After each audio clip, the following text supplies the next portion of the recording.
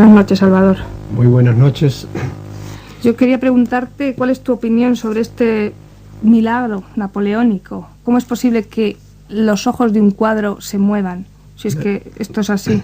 Bueno, vamos allá. Primero, pedirle perdón a los oyentes por esta voz afónica que tengo. Segundo, eso que acabas de decir, odio o admiración, pero nunca indiferencia. Eso me suena a un bolero. Debo de haberlo yo cogido por ahí de forma subconsciente, no te diría que no. Se cantó en el Caribe. Tercero, aquí en este milagro que he oído así con un poco de reprimido, juntabas cosas que yo quiero muy poco, como son los militares, sobre todo haciendo de jueces y de árbitros, el patrioterismo, que lo aborrezco, tengo mucho también que decir del patriotismo, los milagritos y el fanatismo. De modo que hubo que tener un poco de paciencia. Bien, yo no sé qué vería Napoleón, probablemente vio lo que la Santa Madre Iglesia llamó un milagro, algo que le llamó la atención a él. Ahora, de eso, pegar un salto a Dios, es decir, a que eso es una cosa que respalda totalmente las increíbles creencias del cristianismo, eso es un salto mortal. ¿Por qué? Porque eso que la Iglesia llama milagros, es decir, lo que para la parapsicología llamamos hechos paranormales, se dan en todas las culturas, en todas las religiones actualmente. Y hay religiones donde esos hechos extraordinarios, que no se explican así a primera vista, se dan en mucha mayor abundancia que en el cristianismo. Ahora casi no hay santos y casi no hay milagros. En cambio, en otras religiones puedes ver los milagros todos los días, si quieres ir a ciertos sitios, a ciertas basílicas, a hablar con cierta gente. ¿Cómo es posible? O quizá hablemos después. Vamos a empezar un poco hablando. Sí que hay un poco estudiado Cristos, por ejemplo, en España que lloran lágrimas de sangre. También me han contado de un Cristo en Lugo que le crece el pelo. O sea, son sucesos un poco extraños, sí, por supuesto. ¿Cómo es posible o a qué se puede deber? No ya poniendo en duda que esto sea cierto, sino viendo que ha habido gente que lo ha corroborado, que allí, por ejemplo, hay una imagen que llora. ¿A qué puede ser debido esto? Que se llama milagro. Bueno, vamos a ver, los cristos a los cuales les crece la barba y el pelo son abundantísimos. Por ejemplo, el Cristo de donde yo nací en Orense también dicen que le crece la barba, lo cual no es cierto, ¿verdad? Las tradiciones esas de crecimiento de barbas y pelos no suelen ser ciertas. Ahora, otras cosas sí, por ejemplo, Cristos sangrantes, Madonnas llorantes o sudantes, ¿verdad? Eso sí, es cierto. Hay un cuadro, yo podría hacerte fotografías que yo he tomado. Y mira, aquí me acuerdo la de Ladeira do Piñeiro. Hay una portuguesa, hay un pueblo que se llama Ladeira do Piñeiro que tiene un Cristo. Yo he estado con la vidente y con el Cristo, y ese suda en cantidades industriales. Si vendiera la sangre y se la compraran, bueno, aquello, porque aquí el Cristo suda que válgame Dios. Y eso tiene explicación psicológica, parapsicológica, sí tiene una explicación parapsicológica, y no tiene nada que ver con Cristo, ni tiene nada que ver con la religión, tiene que ver con el psiquismo humano, una cosa, y tiene que ver a lo mejor con entidades no humanas. En cualquier hecho paranormal, lo mismo que en cualquier milagro, hay dos causas. O hay una causa que es puramente humana, que es desconocida de ordinario por la gente, y ahora las vamos conociendo más o menos, o a veces hay esa causa y enseguida de esa causa se salta a una causa ya no humana. Es decir, algún ser no humano, superior al hombre, con poderes, mayores poderes que el hombre, invisible de ordinario, que interviene para lograr que los hombres creamos en ese momento el milagro X, etcétera, etcétera. Son esas las dos causas. Claro, la Iglesia lo negará, pues que lo siga negando, ¿verdad? Y otros, en cambio, también, por ejemplo, la pura ciencia, muchas de estas cosas no las admite. Pues muy bien, que lo sigan sin admitir. Poco a poco ya lo van admitiendo, ¿entiendes? Porque hay casos en que antes se creía, por ejemplo, que era Satanás, y no hay tal cosa. Se sabe que son cierto tipo de ondas que produce el cerebro humano. Y en cada caso, en cada milagro, pues hay que verlo. Ahora, en concreto, esto que acabamos de decir, ya que lo han dramatizado también, probablemente a Napoleón en ese momento, sea porque él estaba impresionado y su psiquismo entonces sintió algo profundo por dentro y le dio miedo y dijo, no quiero líos con esto, fuera, y lo soltó la cosa. Fuera porque su psiquismo lo hizo, entonces no había que recurrir a nada extraño. Fuera porque todas las telergias, es decir, las energías que lanzaban todos los cerebros de los Esto era en Ancona. Sí. Bueno, pues todas las cerebros de la gente de ese pueblo que estaba ya totalmente centralizada y totalmente enfocada en eso, esas energías son físicas y le llegaron a él y él las captó y le hicieron tilín allá dentro de alguna manera, y entonces él sintió eso que él creyó que era un milagro de la Virgen. Tampoco en este caso habría que recurrir a nada sobrenatural. O fuera que una entidad, que vamos, me juego la vida a que no era la Virgen la que intervenía en esto, una entidad hizo que este señor hiciera esto para seguir el juego, para que en ese momento creyese aquella gente que era la Virgen y siguieran con su fanatismo de la Virgen María, etcétera. Mira, hay casos, por ejemplo, aquí, nada más empezar a oír esto, escribí aquí, Alarcos. La batalla de Alarcos fue por el siglo XIV, porque aquí en España. En esa batalla, los cristianos vieron a Santiago Matamoros, es decir, miraron para el cielo y vieron a un señor, que ellos creyeron enseguida que era Santiago, estaban luchando contra los moros, y en un caballo blanco, y eso les dio un ímpetu tremendo. Dios está con nosotros, Santiago y Sierra España. Pero en la misma batalla los maometanos vieron otro caballo blanco, no sé si era blanco el caballo, vieron otro caballero, otro jinete, y claro, ellos creyeron que era Mahoma, y se dieron leña, pero con un gusto tremendo, y hubo muertos tal, que probablemente eran lo que querían las entidades, que hubiera mucha gente muerta, y por eso incitaron a los dos para que peleasen los hombres. Y nosotros, los hombres, como tontos, ¿verdad? Porque eso es lo que han hecho estos, manipularnos siempre, como tontitos, pues peleamos, o ellos en aquel tiempo, peleamos, y hubo muertos, que era lo que les interesaba a las entidades. Por eso este libro que tienes aquí delante se llama La Granja Humana. Somos una granja, se ríen de nosotros. ¿Quiénes? Estas entidades no humanas superiores al hombre, lo que la Iglesia llama ángeles o demonios, lo que los orientales llaman asuras o dakinis o devas, ¿entiendes? Seres que están más arriba de nosotros y que no son dioses, según el Dios con mayúscula, en la cual cree la gente, ¿verdad? No son, sino unos seres que son superiores a nosotros y que yo a veces les llamo dioses con minúscula. Tú eres también autor de un libro que se llama Las apariciones del Escorial. Se estudia este fenómeno y has puesto un poco en entredicho lo que algunos decían que sucedía allí. Aquí hay que hablar con mucha cautela. No hablo así. Yo soy un hombre descautelado por completo. Yo digo lo que creo que debo decir. ¿Cuál es tu versión de lo que ocurrió en el Escorial? Lo que ha ocurrido siempre en todas las apariciones es una entidad, si es una auténtica aparición, una entidad o dos o tres jugando con los pobres fanáticos que van allí, haciendo que crean una cosa. Y vuelvo a decirte, hay apariciones en donde lo único que se aparece o lo único que trabaja es la mente enferma del psicópata, aquel que tiene visiones y apariciones y oye cosas y por ahí. Y ahí tienes la palabra los psiquiatras. Pero hay apariciones donde los psiquiatras no tienen nada que hacer, sino que un hombre cuerdo, hombre o mujer, cuerdo, que tiene a lo mejor sus títulos universitarios, con sentido común, de repente empieza a oír voces o empieza a ver cosas, y no es su mente la que lo hace, no, sino que el pobre es víctima de un juego. Y en el Escorial, una pobre mujer llena de buena voluntad, madre de 7 hijos que se llama Amparo, pues un buen día, y ella, que era muy poco religiosa, pues empezó a ver encima de un fresno, como suelen ver todos estos videntes religiosos, cerca de un árbol y de agua, porque yo fui allí y también a ver dónde está el agua, a 4 metros, no estará, unos 8 metros del árbol, ¿verdad? Porque tiene que haber agua, siempre. ¿Por qué? Porque ellos necesitan agua. Igual que si tú ves que hay animales, muchos rumiantes, pues busca que tienen agua, porque si no se van a donde haya agua. Esta gente necesita una energía que sacan del agua también, y de otros sitios, pero suelen ser sitios muy húmedos siempre.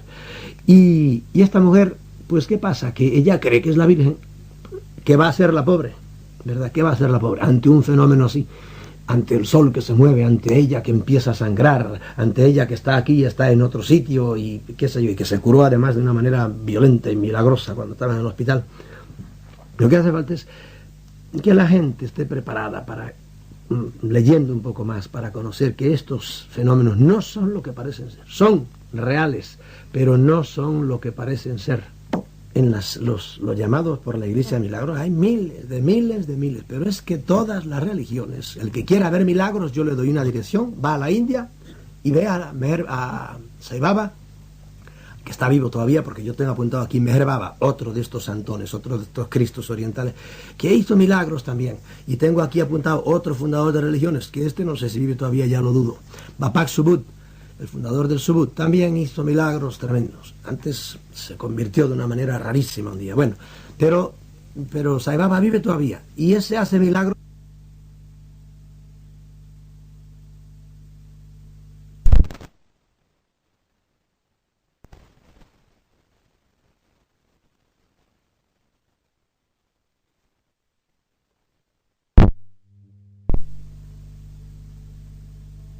Y el catalán Monseñor Claret y Clarà, que parecía un chocolate, pero no, era el fundador de los clarecianos.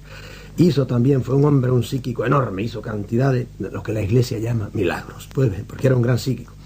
Y cada uno lleva el agua a su molino. Los orientales, viendo a Sai Baba hacer milagros, y muchos occidentales, porque desgraciadamente hay mucho que va a la India, y se hacen unos fanáticos terribles, y lo dejan todo, venden todo y se van a la India a vivir, a ver aquel santón, aquella encarnación de Dios, que eso creen ellos que es para su mal. Eso es caer en fanatismo.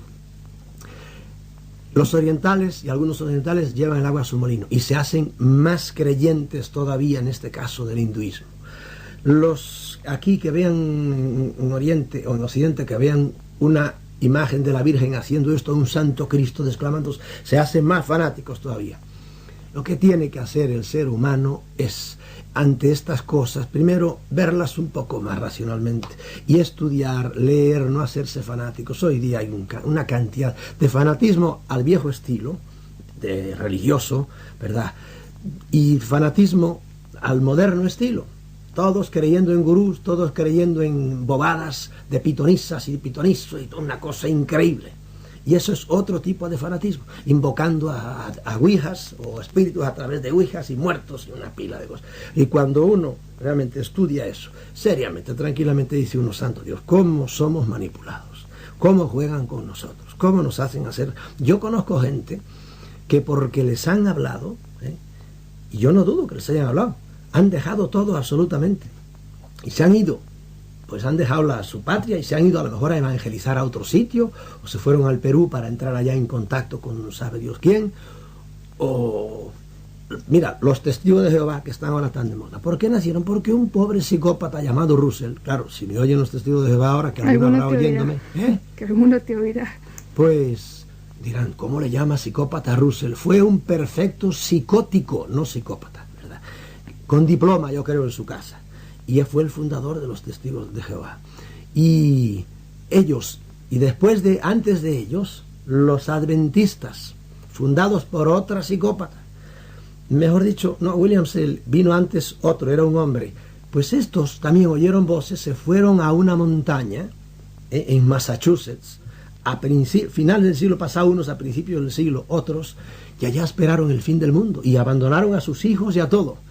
Y estuvieron toda la noche preparaditos, temblando, porque venía Dios, venía a acabarse el mundo ya. Y amigo, por la mañana, Faetón, el Padre Sol, dijo, aquí estoy como todos los días, y fue levantando su cara resplandeciente por encima de las montañas, y aquella pobre gente con el rabo entre las piernas bajó. No sabían dónde meterse, pero ¿tú crees que tanto adventistas como testigos de Jehová se hundieron? No, se hicieron más fuertes todavía, se hicieron más fanáticos todavía, porque aquello era una prueba de su fe.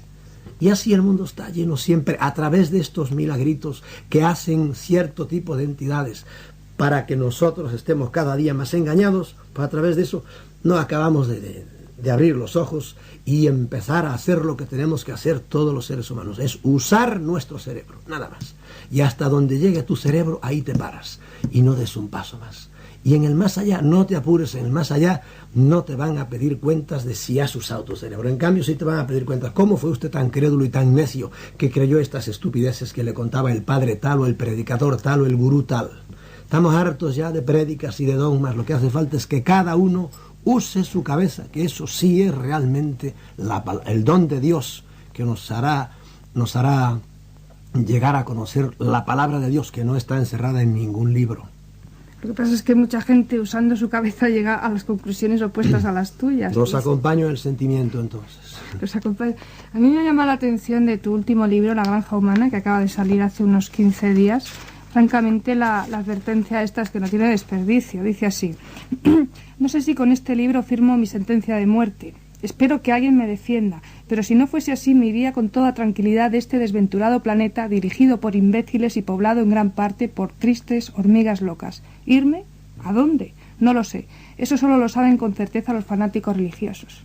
¿Te parece muy fuerte esto para...? Sí, es que a mí me gusta escribir fuerte, porque para decir sandeces y escribir cosas así suaves, bonitas, románticas, para eso están Corín Tellado y otros autores muy buenos que han escrito esas cosas. Este libro yo digo cosas tremendas, profundas, y ya fíjate el título, La granja humana, somos un hato de borregos. ¿Y por qué somos? Porque mira cómo está el mundo, cómo ha estado siempre, cómo es posible que los hombres nos portemos tan neciamente, tan estúpidamente. ¿Entiendes? Y claro, esto dicho así de una manera global, pues suena a nada. Pero cuando vas conociendo las cosas, los hechos, cómo es la historia humana, pues entonces uno dice verdaderamente, ¿por qué obramos de esta manera? ¿Por qué nos matamos por patriotismo cuando los patriotismos son una estupidez que ha inventado un señor ahí? Ya que estás aquí, después de leer esta advertencia, a mí me recuerda mucho lo que le ha pasado al escritor Rushdie o Rushdie, como se pronuncie, por cuya cabeza ofrecen $3 millones, que ha escrito un libro sobre versículos satánicos. Así que sí. ¿Qué te parece el asunto? Pues mira, es un ejemplo más de lo que te estoy diciendo. Desgraciadamente, la humanidad se ha regido siempre por libros sagrados. Nosotros hemos tenido todas las patrañas de la Biblia, ¿verdad? Las hemos seguido y nos hemos matado por la Biblia. Por la interpretación de la Biblia llevaron a Miguel Servet a la hoguera y llevaron a 40.000 Migueles Servet en la hoguera, y aquí en España la Inquisición hizo horrores, y más que aquí en Alemania hizo horrores, porque la Biblia es la interpretación de la Biblia. Bueno, pero el Islam, por ejemplo, tiene su Biblia, que es el Corán, que fue también dictado por un ser, que era el arcángel San Gabriel, que se lo dictó en una cueva a Mahoma. Él creía que le dictaban, y en realidad probablemente se le presentó ahí un tipo, que es una de estas entidades, parecida a la que se aparece en el Escorial, o a la que se aparece en Talavera, o a la que se apareció en Valencia, o a la que se apareció en España. Ahora hay como 12 en este momento. Pues bien, el Corán para ellos es su regla de vida, su regla sagrada, es la palabra de Dios. El Corán ha causado millones de muertos también, igual que los ha causado la Biblia, igual que los ha causado, por ejemplo, qué sé yo, mira, una secta moderna, los mormones, tienen su Biblia, que es el libro de Morón, se lo dictaron o le apareció debajo de una piedra allí a Joseph Smith. Me estás hablando tú ahora, para no irme por otros caminos, de los musulmanes. ¿Cuál es la causa de que los pueblos islámicos, es decir, muchos pueblos del norte de África y de ahí del Próximo Oriente, que creen en la religión islámica y cuya guía es el Corán, estén como están, matándose unos a otros? Porque lo que han tenido Irán e Irak es la salvajada más grande, una de las muchas que ha habido. Pues nosotros nos hemos matado también con otros cristianos por guerras religiosas. Pero entre ellos esa salvajada que ha causado 1 millón de muertos. 1 millón de muertos es una torre de hombres tan alta como la torre de ahí de la Plaza de España. Eso es, y los dos son musulmanes, pero unos son chiitas y otros son sunitas. Y los palestinos, que quedan 4, ¿verdad? Bueno, los 4 que quedan se están matando unos a otros también por interpretaciones religiosas. Unos son más radicales que otros. Y en el Líbano pues están el John Blood y todo, a matarse todos contra todos. En el medio de todo, ¿qué está? El Corán. El Corán contra el Talmud, vamos a decir, contra la Torá, que es otro libro sagrado, nuestra Biblia, el Antiguo Testamento, que tienen los hebreos, y a matarse por libros sagrados. Todo eso es fanatismo. Y tú dices que tienes muchos jóvenes oyendo. A esos jóvenes yo los invito a que tiren al cesto de la basura todos los libros sagrados, sean los que sean, y usen su cabeza. Su cabeza, porque por ahí, si realmente existe una palabra de Dios, usando su cabeza, ellos lo van a descubrir. Y se equivocarán, todos nos equivocamos. Bueno, para eso pues consulten con otros, sigan indagando. La verdad total no la tiene absolutamente nadie. No se dejen atracar por idea ninguna dogmática. Dígala al Papa o dígala al santo gurú más alto que haya. Del más allá nadie sabe nada absolutamente. Que ellos sigan pensando, y que cuando les llegue la hora de morirse, tranquilamente cierren los ojos pensando que están a punto de resucitar, en otro plan, en otro nivel, a lo mejor en otro planeta, en otra dimensión, pero que la vida va a seguir, yo así lo creo, y lo que sea sonará, porque yo tampoco sé nada del más allá, pero que no se dejen engatusar ya más por ningún dogma ni ninguna estupidez de esta. Y si alguna vez venga un milagro, yo he visto con mis ojos toda suerte de milagros, y a veces por haber estado en centros donde se practican estas cosas, yo los he practicado, pero no me creo superior a nadie porque los hacía, porque es que son leyes físicas que en ese momento funcionan y tienen que funcionar. Pero yo he visto milagros tremendos y sin embargo no me he convertido a nada ni nada de eso.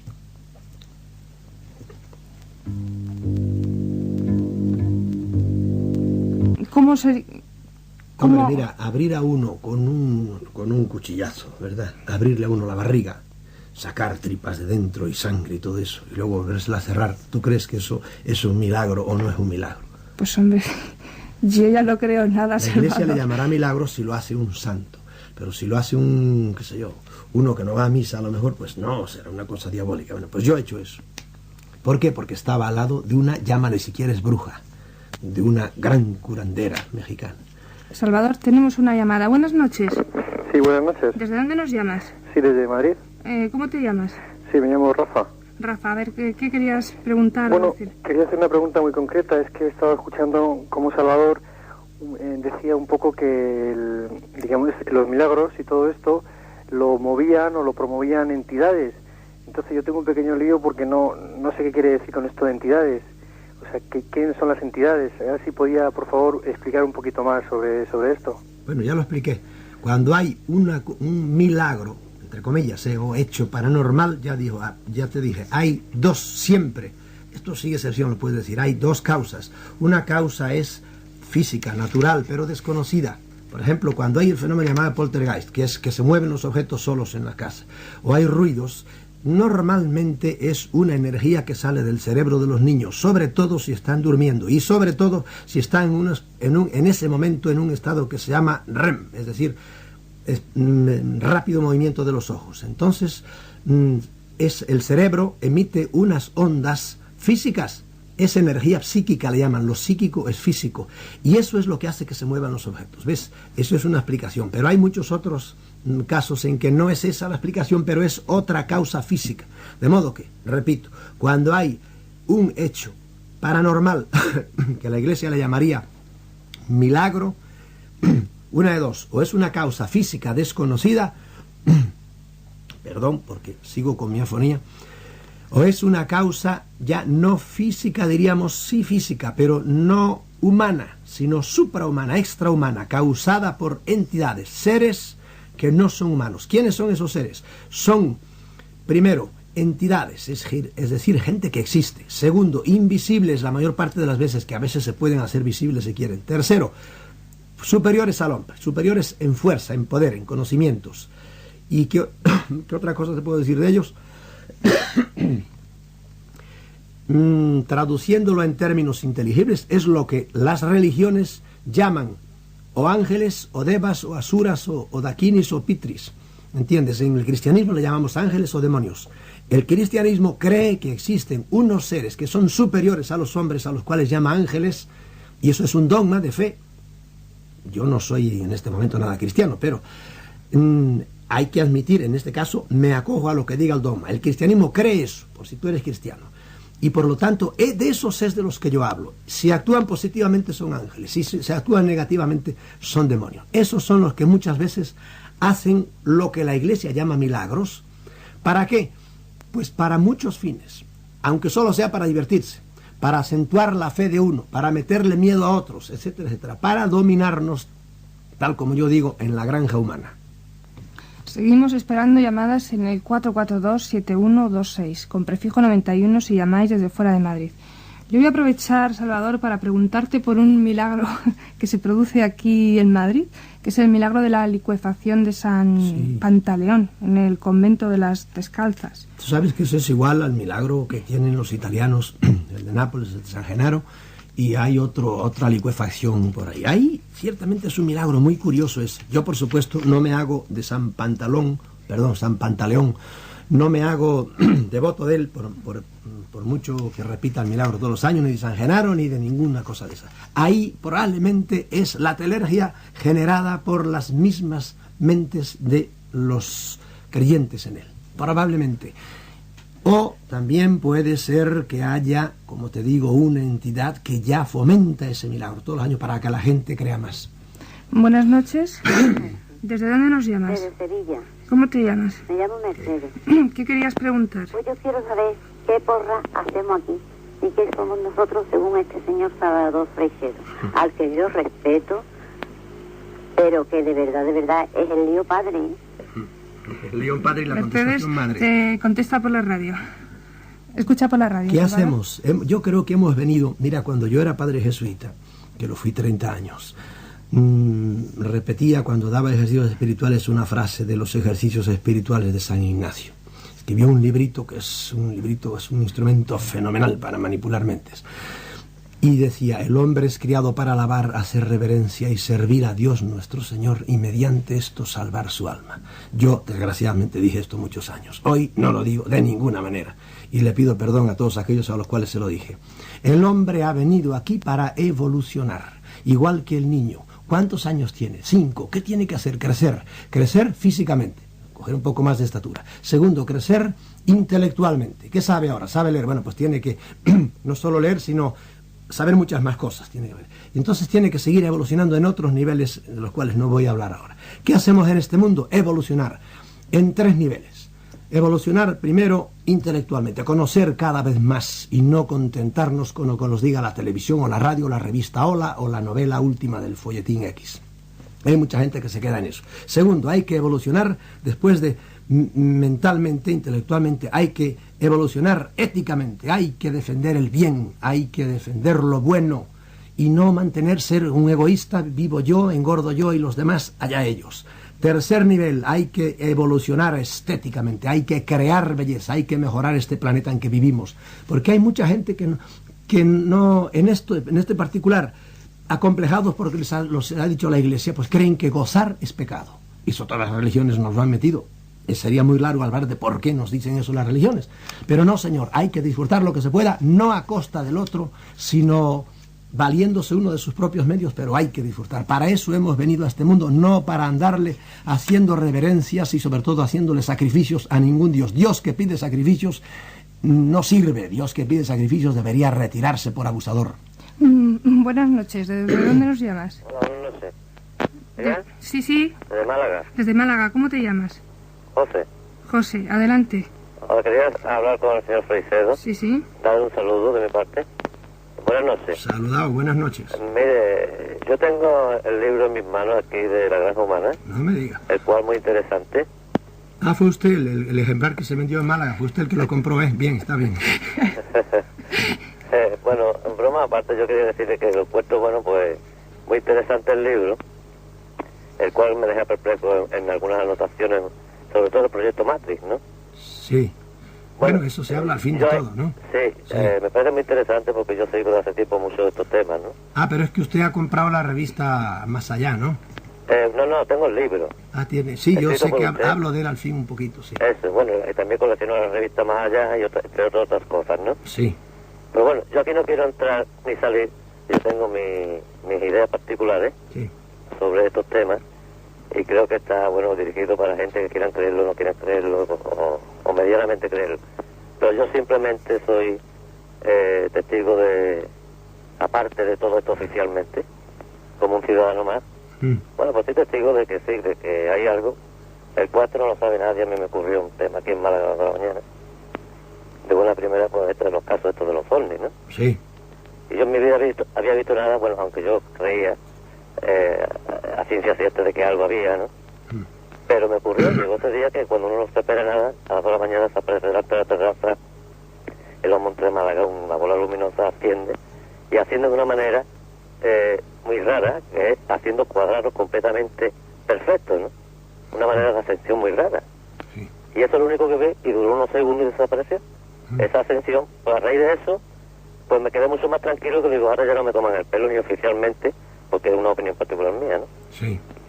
Y bueno, y ahí ya el que quiera entrar y salir, creo o no creer, allá cada uno. Yo particularmente sí creo, creía antes sin ver, lo vi y eso quedó para mí, ¿no? Pues mire, yo... Y por eso encuentro muy interesante estas anotaciones que usted hace en su libro, incluso me interesa mucho sobre todo el proyecto Matrix. Y creo que, bueno, estas cosas había que hacerlas saber a la gente, ¿no? Aunque tiene cierto riesgo, cierto peligro, según dice usted en el libro, pero yo creo que nos tomen el pelo ciertos gobiernos ya estos que son de... Lo veo bastante en serio, ¿no? El tema del proyecto Mati, y bueno, creo que también hay que ser moderado porque hay gente que no está preparada para saber esto. José, muchas gracias por tu llamada. Te contesta por la radio, ¿eh? Brevemente te contesto. Sí. Te ha pasado lo que le ha pasado a miles de personas, que las dignísimas autoridades se hayan dedicado a mentirnos durante muchos años. Bueno, allá ellos, nos mienten mucho. Usted sabe que lo primero que hace un político es mentir. Y allá ellos. Pero ahora, pues mucha gente ya le va pasando lo que a usted, que se dan cuenta de que nos han engañado y se acabó. Ahora, hace usted muy bien si lo toma con serenidad, con tranquilidad y no se hace ningún fanático como otros que enseguida se ponen a subirse a los montes para ver si le siguen hablando. No, el fenómeno tiene muchas más complicaciones de las que parece. Buenas noches. Hola, buenas noches. ¿Desde dónde nos llamas? De Villafranca del Penedès. Sí, ¿cómo te llamas? Bueno, Rosario. Rosario, vale.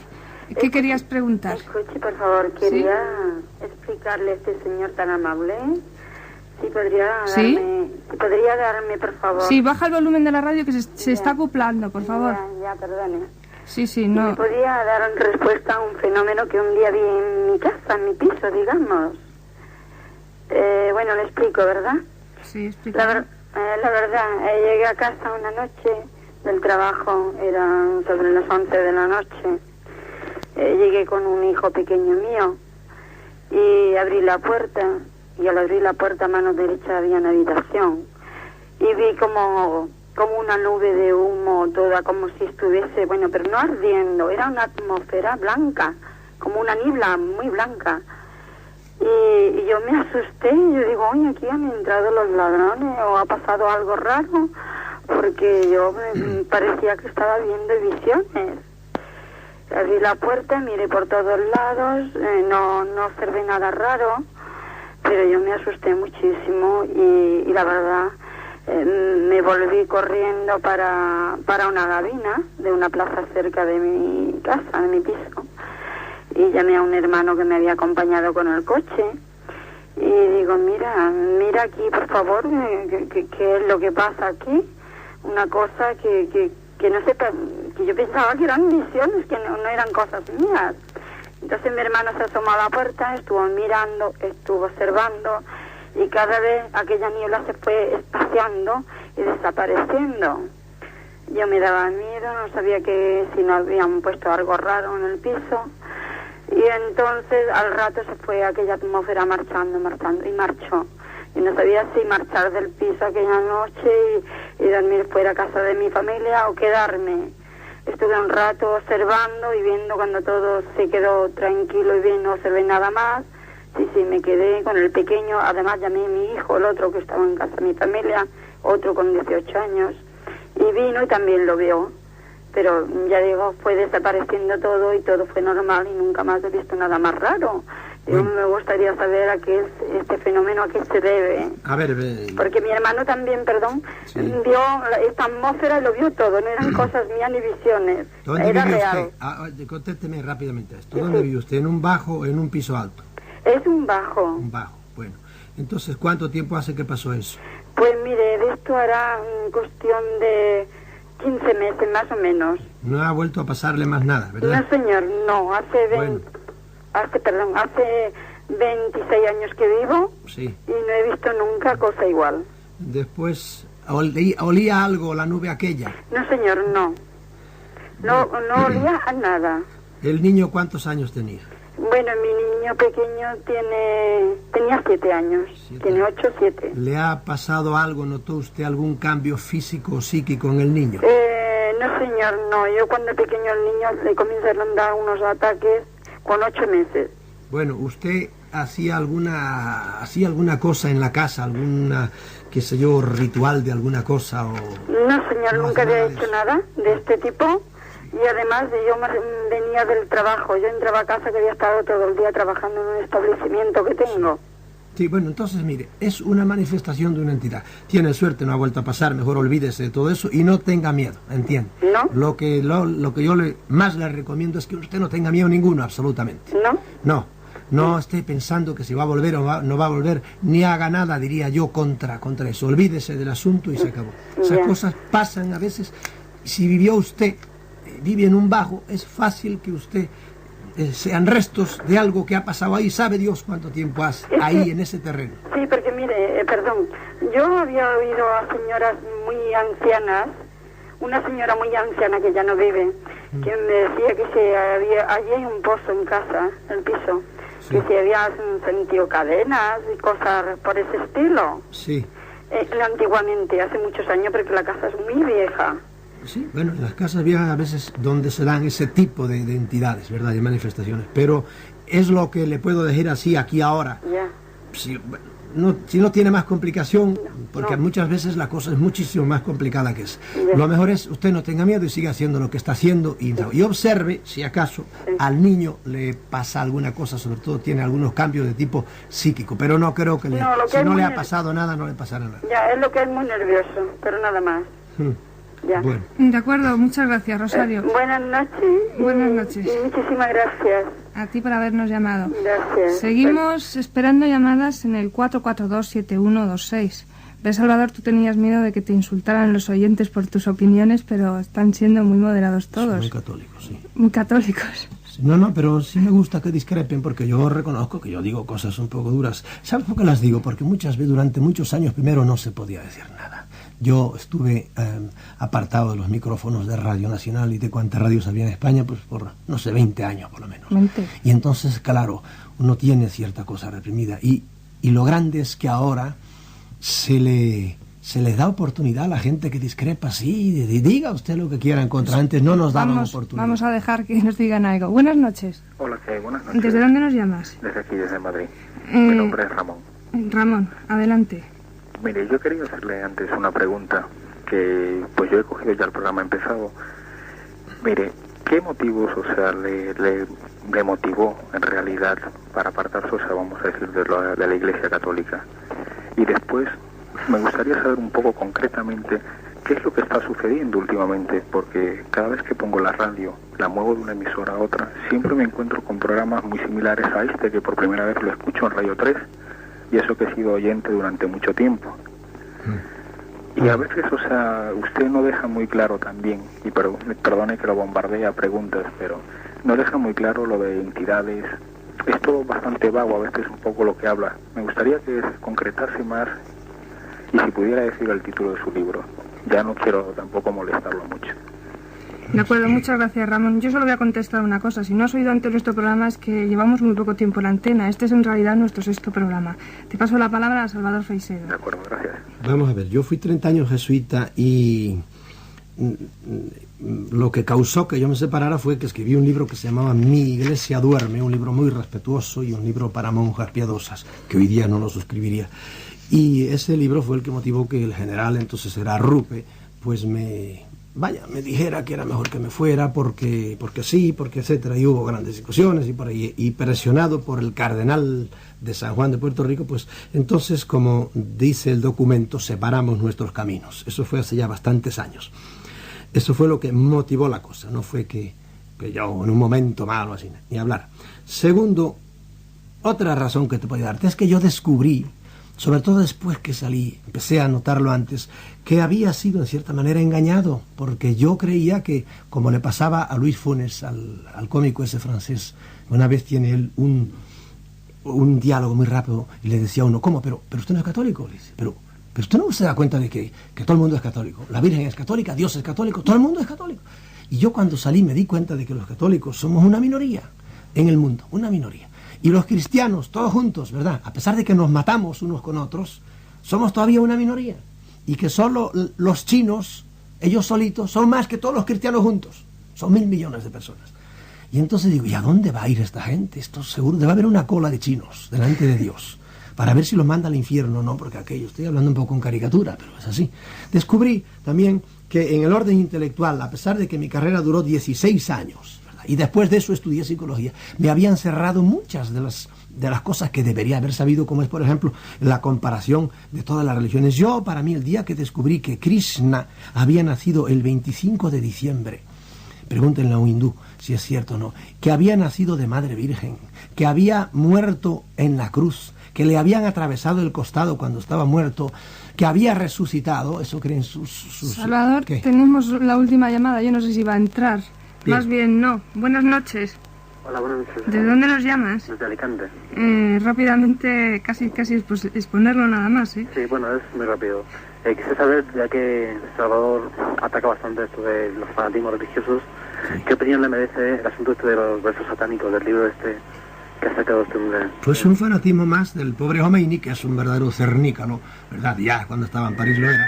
Y nada, ¿qué te voy a decir? No sé lo que dice, porque yo no he leído el libro ni me voy a tomar el trabajo de leerlo. Tenemos ya que terminar aquí nuestro programa. Esto ha sido el Talismán por esta semana.